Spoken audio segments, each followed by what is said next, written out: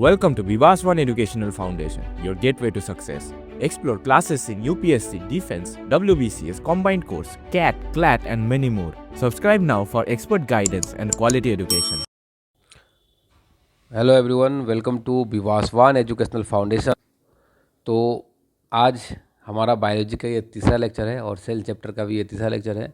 अभी तक हमने सेल के 2 लेक्चर्स को मैंने आपको पढ़ा रखा है। 2 लेक्चर में हमने बातें करा सेल के स्ट्रक्चर के बारे में, सेल ऑर्गेनेल्स के बारे में, और कुछ प्रीवियस ईयर में पूछे गए क्वेश्चंस को भी हमने डिस्कस करा। आज हम डिस्कस करेंगे कुछ और सेल ऑर्गेनेल्स जो कि लास्ट क्लास में कवर नहीं हो पाया था। आज लास्ट लेक्चर होगा ये सेल का। इसके बाद हम नेक्स्ट लेक्चर में चले जाएंगे और कुछ ही दिनों में मैं बायोलॉजी को भी कम्प्लीटली ख़त्म कर दूंगा आपके तरफ से, मेरे तरफ से। और बस आपके तरफ से इतना बच जाएगा कि आपको क्वेश्चंस प्रैक्टिस करने हैं और लेक्चर्स को ठीक से देखना है और चीज़ों को याद रखना है। और फिर मैं एक प्रैक्टिस सेशन भी लाऊंगा और मैं आपको शॉर्ट नोट्स भी प्रोवाइड करूंगा। फिजिक्स और केमिस्ट्री को ऑलरेडी मैंने इसी चैनल में अपलोड कर रखा है। अगर आपने अभी तक उन लेक्चर्स को नहीं देखा है तो प्लीज़ जाकर के उन लेक्चर्स को ज़रूर देखिए। और अगर अभी तक आपने हमारे चैनल को सब्सक्राइब नहीं किया है तो अभी सब्सक्राइब कीजिए विवासवान एजुकेशनल फाउंडेशन के यूट्यूब चैनल को। आप हमें इंस्टाग्राम, फेसबुक पे भी ज्वाइन कर सकते हैं, आप हमें वहाँ पर भी फॉलो कर सकते हैं। आपको अगर ये सभी PDF नोट्स चाहिए तो आप हमारे टेलीग्राम चैनल को ज्वाइन करना ना भूलें। टेलीग्राम चैनल का लिंक वीडियो के डिस्क्रिप्शन में दिया गया है। चलिए हम लोग एक एक करके बातें करते हैं। आज हम लोग बातें करेंगे प्लास्टिड के बारे में। प्लास्टिड क्या है? प्लास्टिड देखिए, प्लास्टिड मेनली 3 टाइप के होते हैं जो कि यहाँ पर दिखाया भी गया है कि एक है क्रोमोप्लास्ट, एक है दूसरा है क्लोरोप्लास्ट और एक है ल्यूकोप्लास्ट। ल्यूकोप्लास्ट फर्दर 3 टाइप के हो सकते हैं, एलियोप्लास्ट, एमाइलोप्लास्ट, प्रोटियोप्लास्ट।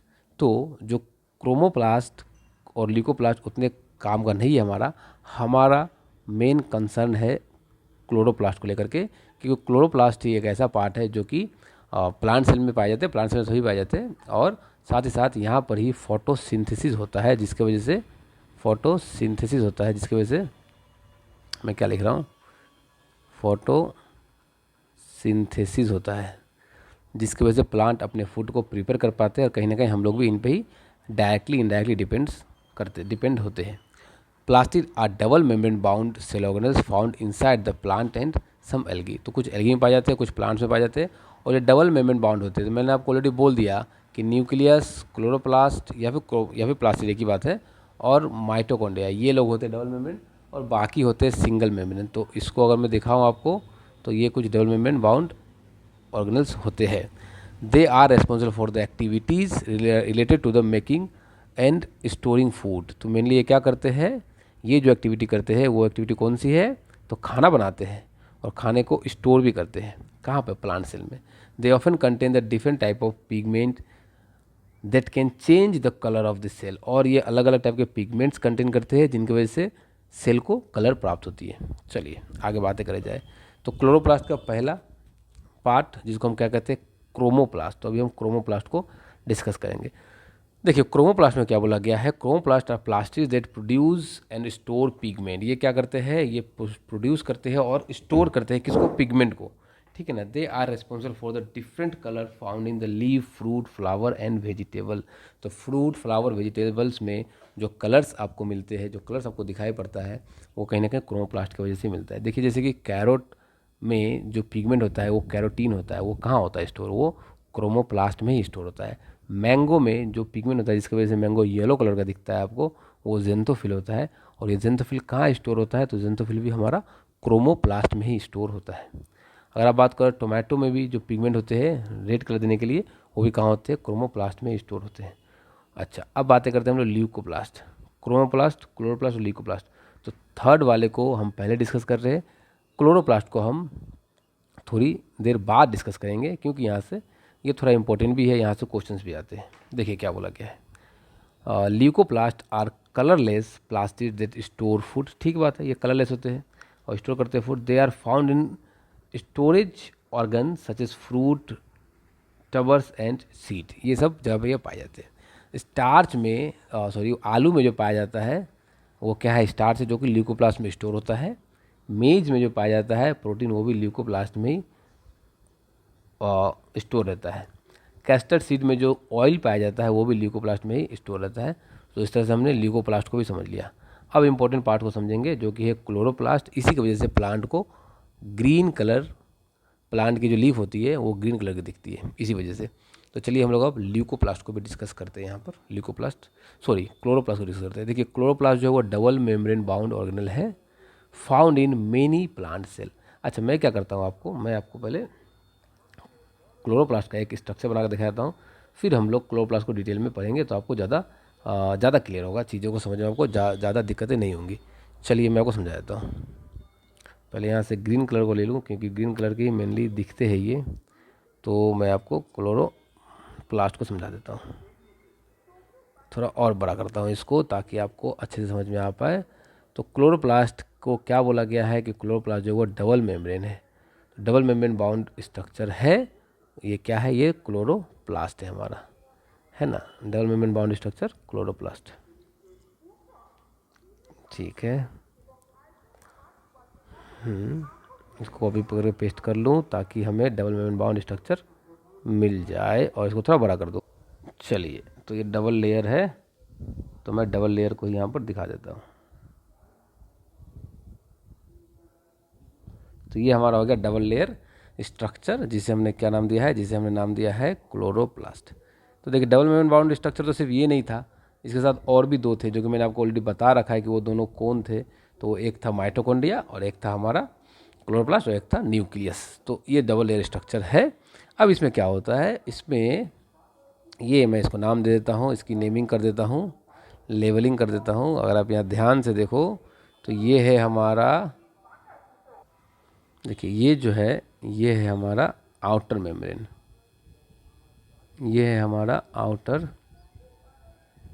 मेम्ब्रेन, और ये जो है इसके नीचे वाला ये क्या कहलाएगा, तो ये कहलाएगा हमारा इनर मेम्ब्रेन। तो ये है हमारा इनर मेम्ब्रेन। अब यहाँ पर छोटे छोटे ऐसे सिक्के जैसे स्ट्रक्चर्स होते हैं जो कि अलग अलग स्ट्रक्चर होते हैं। मैं कलर को ज़रा चेंज कर लूँ। छोटे छोटे स्ट्रक्चर्स होंगे जिनको थाइलाकोइड्स बोला जाएगा। ये है थाइलाकोइड्स, ये सिंगल को क्या बोला जा रहा है, थाइलाकोइड्स। अच्छा, ये एक थाइलाकोइड्स दूसरे थाइलाकोइड से इस तरह से अटैच्ड होते हैं। एक थाइलाकोइड क्या बोला मैंने, दूसरे थाइलाकोइड से इस तरह से अटैच्ड रहते हैं। यहाँ से क्वेश्चंस पूछे जाते हैं तो आप इन पार्ट्स को ज़रूर अच्छे से कवर करिए, क्योंकि यहाँ से क्वेश्चंस तो आपको जो है पूछे जाएंगे ही। तो एक थाइलाकोइड दूसरे थाइलाकोइड से अटैच्ड रहते हैं, तो ये हो गया हमारा स्ट्रक्चर। ठीक है, तो ये जो है एक सिंगल को मैंने क्या नाम दिया, सिंगल को मैंने नाम दिया थाइलाकोइड, सिंगल को मैंने नाम दिया थाइलाकोइड, और पूरे को नाम दिया ग्रना। मतलब सिक्कों का जो गुच्छा है उसको नाम दिया ग्रना। इस खाली स्पेस को मैंने नाम दिया स्ट्रोमा, खाली स्पेस को नाम दिया स्ट्रोमा। और ये जो एक थाइलाकोइड से दूसरे थाइलाकोइड को कनेक्ट कर रखा है, इसका नाम है स्ट्रोमा लेमेला, स्ट्रोमा लेमेले।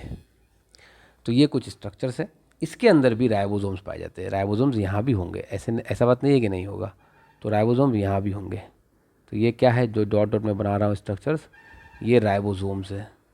और आपको लास्ट लेक्चर में मैंने काफ़ी क्वेश्चन को करवाया था जहाँ पर कि बार बार क्वेश्चन रिपीट हो रहे थे कि डीएनए क्या सिर्फ और सिर्फ न्यूक्लियस के पास होगा या बाकी भी स्ट्रक्चर के पास डीएनए होते हैं।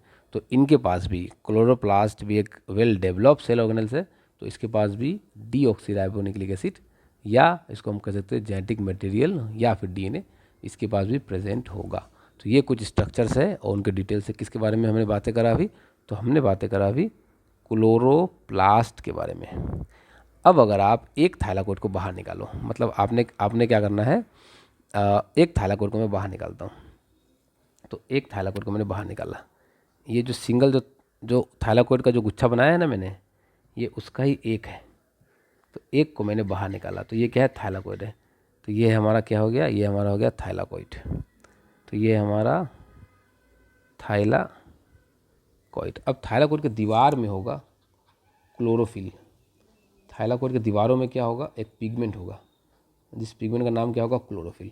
तो इसके दीवार पे एक पिगमेंट है, क्या है ये, ये है एक पिगमेंट है। इस पिगमेंट का नाम क्या है? तो इस पिगमेंट का नाम है क्लोरोफिल। इस पिगमेंट का नाम है। इसी क्लोरोफिल की वजह से ये क्या करता है, gives green colour to the plant. ये प्लांट को ग्रीन कलर प्रोवाइड करता है। इसकी मात्रा ज़्यादा होती है लीफ में, इसलिए लीफ ज़्यादा हमें ग्रीन दिखता है।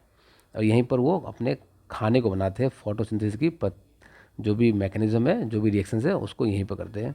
फोटोसिंथेसिस आपको मैं पढ़ाऊंगा, जब उसको पढ़ाऊंगा तो मैं वहाँ पर आपसे फोटोसिंथेसिस के बारे में डिटेल में बातें करूँगा। अब यहाँ पर देखिए चीज़ों को समझते हैं।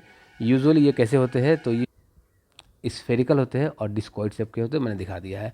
टू डिस्टिंक्ट रीजन, ग्रना होता है और स्ट्रोमा होता है। ग्रना कौन सा होता है मैंने बताया, स्ट्रोमा कौन सा होता है मैंने बताया। ग्रना आर स्टिक ऑफ थाइलाकोइड। ग्रना क्या है, बहुत सारा मेम्ब्रेन है, बहुत सारा गुच्छा है थाइलाकोइड का। थाइलाकोइड कंटेन करते हैं क्या, क्लोरोफिल मॉलिक्यूल, जो रिस्पॉन्सिबल होते हैं क्या करने के लिए, फोटोसिंथेसिस करने के लिए। मैंने आपको हैंड रिटेन डायग्राम बना करके, एक स्ट्रक्चर बना करके इन सभी चीज़ों को डिटेल में समझाया है। स्ट्रोमा जो है कैसा होता है, वो कलरलेस होता है और उसमें डेंस फ्लूइड होता है। ठीक है, अगर हम फंक्शंस की बातें करें, किसके फंक्शन के बारे में बातें करें, क्लोरोप्लास्ट के बारे में, तो ये क्या करता है, कन्वर्ट करता है लाइट एनर्जी को केमिकल एनर्जी में और उससे एज अ फूड के रूप में स्टोर करता है। Provide green colour to leaf, और यही है जो लीफ को ग्रीन कलर प्रोवाइड करता है। स्टेम को और वेजिटेबल को भी समटाइम ग्रीन कलर प्रोवाइड करता है। तो ये हमने बातें करा किसके बारे में, क्लोरोप्लास्ट के बारे में। क्लोरोप्लास्ट के बारे में जो भी डिटेल्स थी मैंने आपको वो अलग से मैंने बता दिया, ताकि आपको क्वेश्चंस में ज़रा सा भी दिक्कत ना हो। अब साइटोस्केलेटन क्या होता है, सेल के अंदर का ढांचा, सेल के अंदर की जो हड्डियाँ होती है, ऐसा बोल सकते हो आप, वो क्या है, वो साइटोस्केलेटन है। तो form by the microtubules and microfilament. जैसे हमारी जो हड्डियाँ होती है वो किस चीज़ की बनी होती है, तो वो कैल्शियम कार्बोनेट की बनी होती है। मगर सेल की हड्डियाँ बनी होती है माइक्रोट्यूब्यूल्स और माइक्रोफिलामेंट की बनी होती है। Microtubules are hollow tubules made up of protein called tubulin. तो माइक्रोट्यूब्यूल्स कैसा होता है, माइक्रोट्यूब्यूल एक होलो ट्यूब्यूल होता है और ये किस का बना होता है, तो ये बना होता है ट्यूबुलिन प्रोटीन का। किसी का बना होता है, तो ट्यूबुलिन प्रोटीन का बना होता है। Microfilament are rod shape thin filament made up of protein called actin. और जो माइक्रोफिलामेंट है वो रॉड शेप एक फिलामेंट का बना होता है, जो कैसा फिलामेंट है, एक्टिन फिलामेंट। और यही एक्टिन फिलामेंट से हमारे मसल्स भी बने होते हैं, हमारे मसल्स भी इसी एक्टिन फिलामेंट से बने होते हैं। अगर आप फंक्शंस की बातें करो तो क्या करता है ये, हमारे जो बॉडी के स्केलेटन्स है वो क्या करते हैं, वो मेनली हमारे शेप को मेंटेन करता है। तो ये भी क्या करता है, डिटरमाइन करता है सेल के शेप को। और क्या देता है, स्ट्रक्चरल स्ट्रेंथ देता है सेल को। और रेस्पॉन्सिबल होता है सेलुलर मूवमेंट के लिए भी यही रेस्पॉन्सिबल होता है। अब हम यहाँ पर बहुत ही इंपॉर्टेंट प्रोकैरियोटिक और यूकैरियोटिक सेल के बीच में जो डिफरेंस है उसे समझेंगे। देखिए प्रोकैरियोटिक सेल और यूकैरियोटिक सेल के बीच में जो डिफरेंस है उसे समझने के लिए आप प्रोकैरियोटिक को बैक्टीरिया लेके चलो, आप प्रोकैरियोटिक को बैक्टीरिया लेके चलो और यूकैरियोटिक को आप एनिमल लेके चलो, एनिमल का सेल लेके चलो। तो इसके पास न्यूक्लियस जो है वो अनडेवलप होता है, जिसको हम लोग न्यूक्लियोइड्स कह देते हैं। और इसके पास तो वेल डेवलप्ड न्यूक्लियस होता है। इसके पास क्रोमोसोम्स होते हैं, सिर्फ और सिर्फ नेकेड होते हैं, कोई भी मतलब इसके ऊपर कवरिंग नहीं होता। मोर देन वन क्रोमोसोम्स होते हैं और यहाँ पर सिर्फ ओनली वन ही क्रोमोसोम्स होते हैं। मेम्ब्रेन बाउंड ऑर्गेनेल्स एब्सेंट होते हैं, मैंने आपको ऑलरेडी बता रखा है। मतलब nucleus, chloroplast, mitochondria, rough endoplasmic reticulum, smooth endoplasmic reticulum, Golgi body, lysosome, vacuole, ये सभी एब्सेंट होंगे। होगा क्या, तो होगा राइबोसोम्स, इंक्लूजन बॉडी है ना, सेंट्रियोल्स होगा, न्यूक्लियोलस होगा, ये सब इसके अंदर प्रेजेंट होंगे। इसके पास सभी टाइप के स्ट्रक्चर्स होंगे, चाहे वो सिंगल मेम्ब्रेन हो वो भी होगा और डबल मेम्ब्रेन हो वो भी होगा। इसकी जो साइज़ होती है वो थोड़ी छोटी होती है, 0.5 माइक्रोमीटर से 5 माइक्रोमीटर तक हो सकती है। और इसके साइज़ का कोई ठीक नहीं है, ये लार्ज भी हो सकता है, 5 से 100 माइक्रोमीटर के बीच कहीं भी हो सकता है। इसके एग्जाम्पल से bacteria and blue green algae, इसके एग्जाम्पल से all other organism except bacteria and blue green algae. चलिए अब प्लांट और एनिमल के बीच में डिफरेंस को समझ लीजिए, क्या बोला गया है यहाँ पर।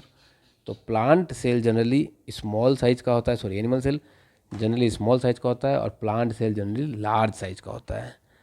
एनिमल सेल में सेल वॉल एब्सेंट होते हैं, यहाँ पर सेल वॉल प्रेजेंट होते हैं। प्लास्टिड एब्सेंट होंगे, प्लास्टिड प्रेजेंट होंगे। वैक्यूल्स आर स्मॉल होगा साइज का और बहुत कम नंबर में होगा। वैक्यूल्स बड़ा बड़ा होगा और थोड़ा ज़्यादा नंबर में होगा।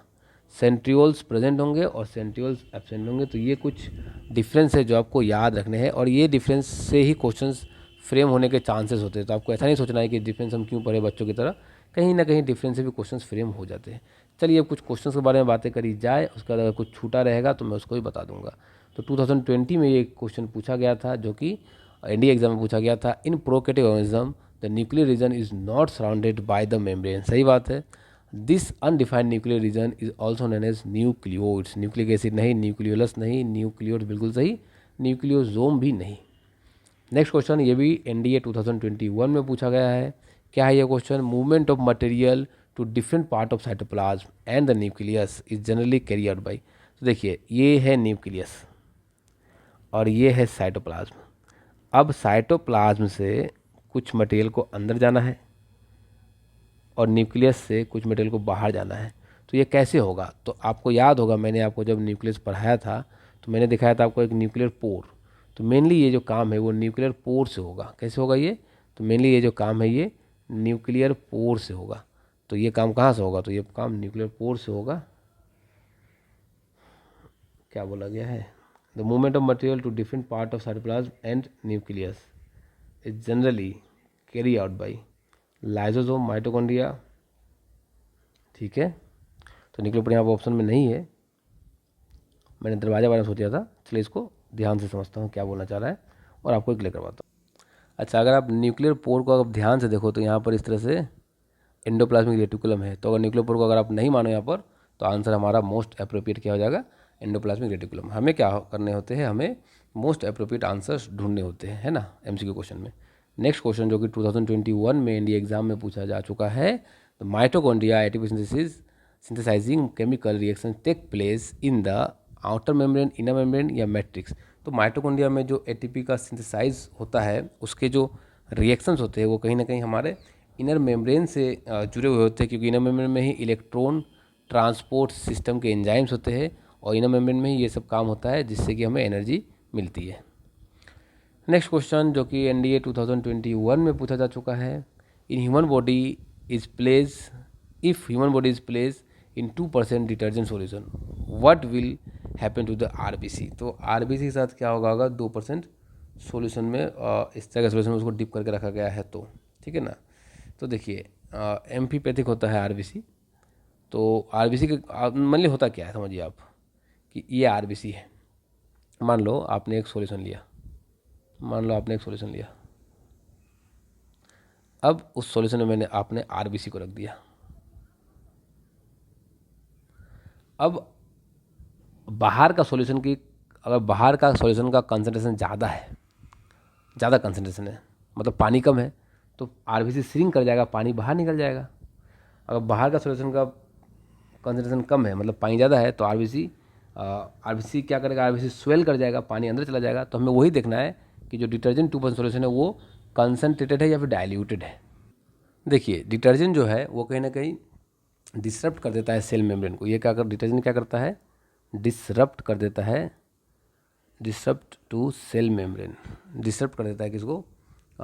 डिसरप्ट कर देता है सेल मेम्ब्रेन को। तो इसके वजह से हम ये कह सकते हैं कि जो आरबीसी है वो क्या होगा? वो लाइस कर जाएगा, वो टूट जाएगा, आरबीसी की लाइसिस हो जाएगी। तो इसका आंसर होगा हमारा ऑप्शन डी। नेक्स्ट क्वेश्चन क्या बोला गया है? ये क्वेश्चन 2021 में पूछा गया था। चलिए इसे भी सॉल्व किया जाए और चीज़ों को ध्यान से समझा जाए। नीचे और भी क्वेश्चन है, मैं उसको भी आपको ज़रूर सॉल्व करवाऊंगा। मैं ऐसे करके इसको बताता हूँ। चलिए एक एक क्वेश्चन को पढ़ा जाए और सॉल्व किया जाए। Which one of the following statement about the vacuoles is not correct. तो गलत स्टेटमेंट इसमें से कौन सा है वैक्यूल के लिए? In plant there is a large central vacuole that occupy the 90% of total volume. बिल्कुल सही बात है। In plant cell vacuoles provide turgidity and rigidity. बिल्कुल सही बात है, मैंने आपको वैक्यूल्स में इन बातों को कवर करा रखा है। In amoeba vacuoles have role in nutrition. सही बात है ना। उसके पास कॉन्डेटाइल वैक्यूल्स होते हैं, उससे वो न्यूट्रिशन में काम में लेता है, चलने में काम में लेता है। Vacuoles are absent in animal cell. ये भी तो सही बात है, एब्सेंट होता है एनिमल सेल में, मगर सारे एब्सेंट नहीं होते, होता है मगर छोटा होता है। या फिर हम लोग ऐसे बात कर रहे थे ना कि ज़्यादा डेवलप नहीं होता है, कम होता है, तो एब्सेंट तो नहीं होता है पूरा का पूरा। तो आंसर हमारा ऑप्शन डी हो जाएगा। नेक्स्ट क्वेश्चन नंबर 2021 में पूछा गया था, a cell is unable to synthesize lipid, which of the cell organelles might be defective। तो लिपिड सिंथेसिस का काम कौन करता था? तो लिपिड सिंथेसिस का काम रफ एंडोप्लाज्मिक रेटिकुलम करता था। तो जो rough endoplasmic smooth endoplasmic reticulum करता था, मैंने स्मूथ लिखा भी और बोल रहा हूँ रफ, तो स्मूथ एंडोप्लाज्मिक रेटिकुलम हमारा आंसर हो जाएगा बहुत ही आसानी से, option A. Which one of the following statement about animal cell and plant cell is correct? Animal cell और प्लांट सेल के बारे में कौन सा स्टेटमेंट सही है? 2022 का एक क्वेश्चन पूछा जा चुका है। Animal cell have only one cell membrane not cell wall, whatever the plant cell have only cell wall not cell membrane. गलत बात है ये तो। Which of the following statement about animal cell and plant cell is correct? ये तो सही है मगर ये गलत है दूसरा वाला। Animal cell only one cell membrane not cell wall, सही बात है, but plant cell have both, सही बात है। Both animal cell and plant cell have cell membrane and cell wall, गलत बात है, एनिमल सेल में सेल वॉल नहीं होता। Only some of the animal have cell wall, किसी के पास भी नहीं होता है। तो आंसर हमारा ऑप्शन इसके हिसाब से जो हमारा आंसर वो क्या हो जाएगा? हमारा आंसर हो जाएगा, क्या बोला गया है? करेक्ट पूछा गया है, पूरा का पूरा स्टेटमेंट करेक्ट होना चाहिए। तो ऑप्शन बी हमारा पूरा का पूरा स्टेटमेंट करेक्ट होता है। Which one of the following will be resulted when the animal cell is surrounded by medium of lower concentration of water? तो बाहर का कंसेंट्रेशन कम है, मानो एनिमल को सेल को किसी एक ऐसा सॉल्यूशन में रख दिया गया जहाँ पर बाहर का कंसंट्रेशन कम है। कंसंट्रेशन कम होने का मतलब क्या? वाटर ज़्यादा, तो वाटर ज़्यादा है तो वाटर अंदर चला जाएगा ना, तो सेल स्वेल कर जाएगा। Cell will lose water, cell will gain water, cell water gain कर जाएगा। No change in movement. अच्छा, मैंने यहाँ पर शायद थोड़ा मिस इंटरप्रेट कर लिया चीज़ों को। कंसंट्रेशन ज़्यादा मतलब वाटर कम, तो वाटर तो बाहर आना है ना, क्योंकि सॉलिड तो अंदर जा नहीं सकता वाटर। कंसंट्रेशन क्या बोला गया है? लोअर कंसंट्रेशन या हायर कंसंट्रेशन, ये देखने वाली बात है। सराउंडेड द लोअर कंसंट्रेशन, अगर लोअर कंसंट्रेशन में है। अच्छा, यहाँ बोल दिया गया लोअर कंसंट्रेशन ऑफ वाटर, बोल ही दिया गया कि पानी कम है बाहर, बाहर पानी कम है, बाहर क्या है? पानी कम, तो अंदर से पानी बाहर आएगा, तो सेल क्या कर जाएगा? लूज कर जाएगा वाटर। ऑप्शन ए हो जाएगा हमारा सही आंसर। तो ये क्वेश्चन 2022 में पूछा गया था। अच्छा क्वेश्चन है, बस आपको यहाँ पर ऐसे क्वेश्चन में फंसने के चांस बढ़ जाते हैं, तो आसानी से ऐसे क्वेश्चन को टैकल करना चाहिए। जल्दीबाजी करेंगे तो आपसे ये गलत हो जाने के चांसेस हो जाते हैं। ये क्वेश्चन 2022 के फेज़ 2 में पूछा गया था। क्या बोला गया है? The digestive enzymes are present in, तो जो डाइजेस्टिव एंजाइम्स होते हैं वो कहाँ होते हैं? वो लाइसोसोम में होते हैं। मैंने आपको ऑलरेडी बता रखा है, तो आंसर हो गया ऑप्शन सी। नेक्स्ट पैराग्राफ में कुछ और क्वेश्चन है, इसको भी डिस्कस कर लिया जाए। Which one of the following structure is और component is not always present in living cell? हमेशा प्रेजेंट होगा ये जरूरी नहीं है, लिविंग सेल में हमेशा प्रेजेंट हो ये जरूरी नहीं है। ऐसे कौन से स्ट्रक्चर है हमारे पास? तो इसका आंसर होगा, देखिए सेल वॉल तो एनिमल सेल में नहीं होता है, तो यहाँ पर लिविंग सेल बोला गया। लिविंग सेल तो एनिमल सेल होता ही है, तो सेल वॉल बिल्कुल हो सकता है, क्योंकि साइटोप्लाज्म में होता है, प्लाज्मा मेम्ब्रेन होता है, जेनेटिक मटेरियल तो होता ही है। Consider the following statement regarding the cell wall composition. ठीक है, bacteria cell is made up of peptidoglycan, बिल्कुल सही बात है, 2023 का क्वेश्चन पूछा गया था, सही बात है। Fungal cell made up of cellulose, नहीं, काइटिन का बना होता है। क्या का बना होता है? काइटिन का। मैं इनको आपको जो वो वाला चैप्टर है ना, diversity in the living world, उसमें पढ़ाऊंगा। Animal lack cell wall and have extra cellular matrix made up of sugar and protein. तो एनिमल के पास सेल वॉल नहीं होते हैं और एक्स्ट्रा सेलुलर मैट्रिक्स होते हैं, जो कि कहीं ना कहीं शुगर और प्रोटीन बना होता है। ये बात भी सही है, तो पहला ऑप्शन सही है और तीसरा सही है, तो 1 और 3, तो हमारा आंसर ऑप्शन सी सही हो गया। तो देखिए, अगर आपके कॉन्सेप्ट्स क्लियर है तो आप ऐसे क्वेश्चन को बहुत ही आसानी से सॉल्व कर ले जाओगे। नेक्स्ट क्वेश्चन पूछा गया 2023 का, ये भी क्वेश्चन है। Which one of the following structure is not present in prokaryotic cell? Prokaryotic cell में कौन सा स्ट्रक्चर प्रेजेंट नहीं होता है?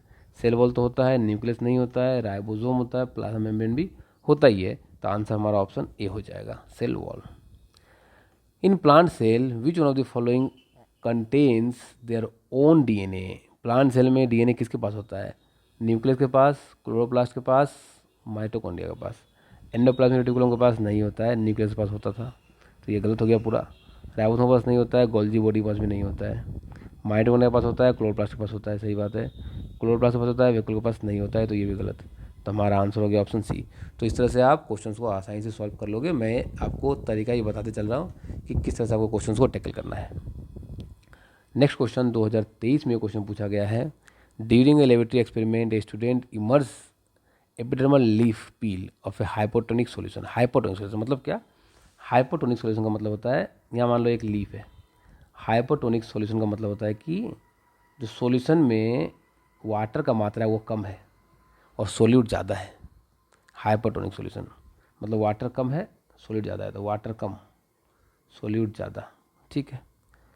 After some time the student examine the cell under the microscope and observe that. तो अब बताइए, अगर पानी बाहर कम है तो अंदर का पानी बाहर आएगा, है ना। जैसे ऊपर मैंने बताया था कि पानी बाहर कम था, यहाँ पर देखो आप, लोअर कंसंट्रेशन ऑफ वाटर, पानी बाहर कम था तो बाहर आया। इस तरह से यहाँ पर अंदर का पानी कहाँ आएगा? बाहर आएगा। तो सेल क्या हो जाएगा? सेल जो है वो सिंक कर जाएगा, है ना।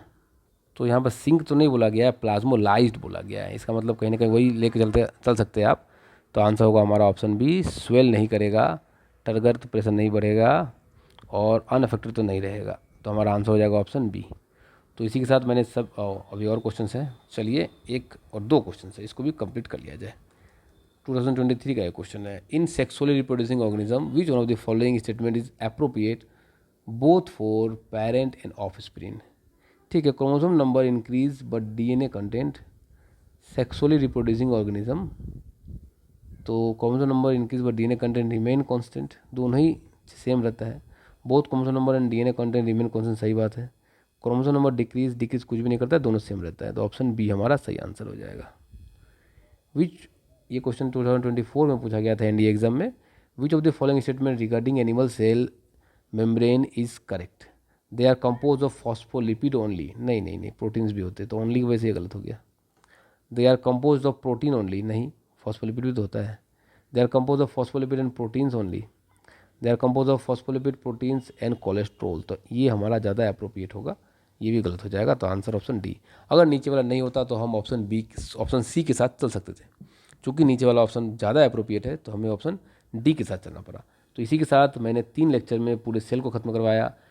यहाँ से आप इंश्योर कर सकते हो कि आपका एक क्वेश्चन तो 100% बनेगा ही बनेगा 2025 के आपके एग्ज़ाम में। तो एक क्वेश्चन को आपने कंप्लीट कर लिया, अगर आप 3 लेक्चर को मिला के लगभग आपने अगर 1.5 घंटे का टाइम दे दिया, तो थ्योरी और साथ ही साथ प्रीवियस ईयर में पूछे गए क्वेश्चन को भी आपने कवर कर लिया। तो मिलते हैं नेक्स्ट वीडियो में ऐसे अमेजिंग कॉन्सेप्ट्स के साथ और प्रीवियस ईयर में पूछे गए क्वेश्चंस के साथ। बहुत ही रिसर्च कंटेंट है ये कंटेंट ऐसा नहीं है कि मैंने उठा के लाया और आपके लिए बना डाला, काफ़ी रिसर्च करना पड़ा है इसके लिए। तो आप आप इन कंटेंट पे आराम से विश्वास कर सकते हो, यहाँ से आपका फ़ायदा ही होने वाला है। अगर आपने हमारे फिजिक्स के लेक्चर को नहीं देखा है तो आप प्लेलिस्ट को फॉलो करके फिजिक्स केमिस्ट्री के लेक्चर्स को जरूर देखिए। मिलते हैं आप सभी के साथ नेक्स्ट वीडियो में। आप सभी का बहुत बहुत धन्यवाद। चैनल को सब्सक्राइब करना ना भूलें। अगर आपने वीडियो को अभी तक लाइक नहीं किया है तो वीडियो को लाइक भी जरूर कीजिए। और अगर आप ये सभी PDF नोट्स चाहते हैं तो आप हमारे टेलीग्राम चैनल विवासवान एजुकेशनल फाउंडेशन के टेलीग्राम चैनल को जरूर ज्वाइन करिए। और अगर आप हमसे ऑफलाइन में जुड़ना चाहते हैं तो नीचे हमारे टीम का नंबर दिया गया है, आप उस पर संपर्क करके आप हमसे ऑफलाइन में भी जुड़ सकते हैं, जहाँ पर कि मैं आपको ऑफलाइन में फिजिक्स केमिस्ट्री को बायोलॉजी को अच्छे से फील करा दूंगा। काफ़ी सारे एक्सपेरिमेंट्स करके भी मैं दिखाऊंगा कि आपको एक फोटोग्राफिक मेमोरी की डेवलपमेंट होगी, जिससे कि आप चीज़ों को भूलोगे नहीं और आप बहुत टाइम तक इसको रिटेन कर पाओगे और आप एग्ज़ाम में बहुत ही अच्छा स्कोर कर पाओगे। और आपको सिर्फ और सिर्फ साइंस नहीं, वहाँ पर मैथ्स, इंग्लिश और आपके जो भी सब्जेक्ट GS, इन सभी के लिए अलग अलग डेडिकेटेड फैकल्टीज़ है, डाउट फैकल्टीज़ है, जो हमेशा आपके लिए तैनात रहते हैं, आपसे सभी चीज़ों के ऊपर डिस्कस करते रहते हैं। तो अगर आप हमारे इंस्टीट्यूट से जुड़ना चाहते हैं तो आप हमारे नीचे दिए गए नंबर पर हमसे जुड़ सकते हैं। और हमारे टीचर्स ने स्टार्ट कर दिया है मैथ्स और इंग्लिश के लेक्चर्स को भी, आप उनको भी जरूर फॉलो कीजिए और अपने एग्जाम के प्रिपरेशन पे 4 चांद लगाइए।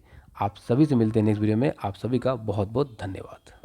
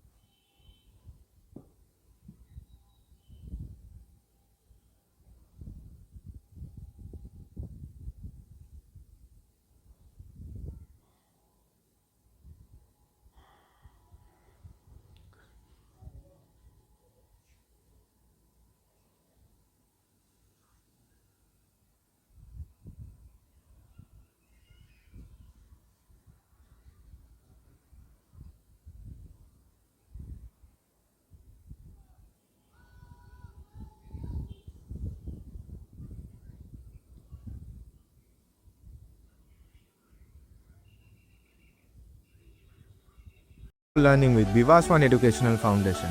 For contents like this, follow us on Facebook and Instagram today.